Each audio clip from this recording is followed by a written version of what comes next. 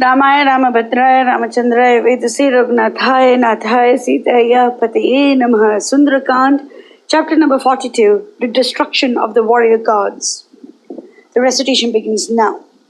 All Lanka, man and beast, trembled with affright at the shrieks of the birds and the crash of the shattered trees. Beasts and birds were seized with a panic and betook themselves to shelter, howling and screaming most horribly. Ill omens weighed down the hearts of the Rakshasas. The women guards in the grove were rudely disturbed in their slumbers and beheld the magnificent grove a shapeless mass of ruin and a huge monkey gloating over his work of destruction. Marathi on his part was minded to frighten them the more and grew before their eyes. At the sight of that huge creature towering aloft like a mountain and boundless in his strength and valor, they turned to Sita and cried, "Who is this? Whose man is he? Whence did he come from and why? How came it that he spoke to you? What did he say to you? Speak and fear not." And to them Sita, of matchless perfection, rendered meet reply. "Far from me is it to pray and gauge into the black hearts and cruel wiles of Rakshasas who could change their forms at will. You know best who he is and what he will do. A serpent's warp are best known to its kind. Do you doubt it?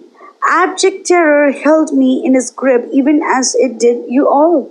I know nothing about this creature. Methinks it is some Rakshasa come here who could take forms at will." Thereat the monsters fled on all sides and vanished from view. Some ugly specimens of the breed ran in hot haste to Ravana and poured into his ears their tale of the frightful monkey and his dreadful work. "Lord of life and death, a monkey has found his way into our Ashoka grove and then spoke with Sita. Nay, it is there even now, boundless in strength, courage and might. We questioned her many a wise about him, but she would tell us nothing. Who knows, he may be dispatched here by Indra, Kubera, or even by Rama himself to search for his wife. That monkey of wonderful form and feature has reduced to black ruin our magnificent garden of the harem with its rare trees and birds and beasts. All except the spot that shelters Sita.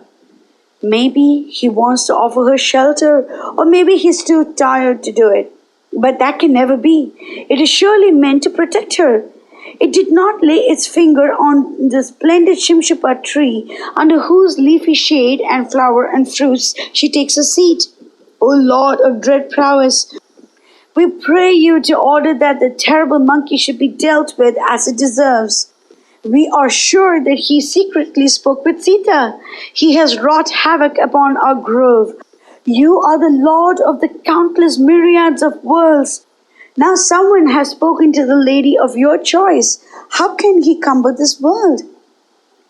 The dread Lord of Lanka heard them out. His eyes reddened with rage and flame even as a sacrificial hearth, well fed with oblations. Like unto two blazing lights from which drip red-hot drops of oil, his infuriated eyes shed streaming tears. He called unto himself a regiment known as Kiṅkarīs, his peers in strength and valor, and ordered, "Go forth and deal with this creature as he deserves." The 80,000 Kiṅkarīs, mighty and huge, started from the palace armed to the teeth. Of large stomachs and tusks, frightful of mien, of matchless strength, ever bent upon war and slaughter, they laid themselves out to catch Marathi alive. They drew near to the heroic monkey that awaited them at the garden gate and rushed at him as moths to a forest fire. They hit him from all sides and at the same time with curiously shaped clubs, iron bars with shafts of gold, arrows resplendent as the sun, iron pestles, broadswords, tridents, harpoons, rapiers, and cutlasses. But the dread son of Vayu blazed in his splendor and effulgence and stood on the ground unshaken like a lofty mountain. He lashed his mighty tail on the earth and roared so that the quarters shrieked with affright. Then he grew larger and roared again like a lion, and Lanka shook to its very roots. The mountains around gave back the echo 1,000-fold, and the denizens of the sky fell down dazed with fear. Then Maruti turned to the soldiers and cried, "Know ye the prowess of my Lord Rama of matchless strength, and of his renowned brother Lakshmana, and to his majesty Sugriva, over whom Sri Raghava has cast his shield.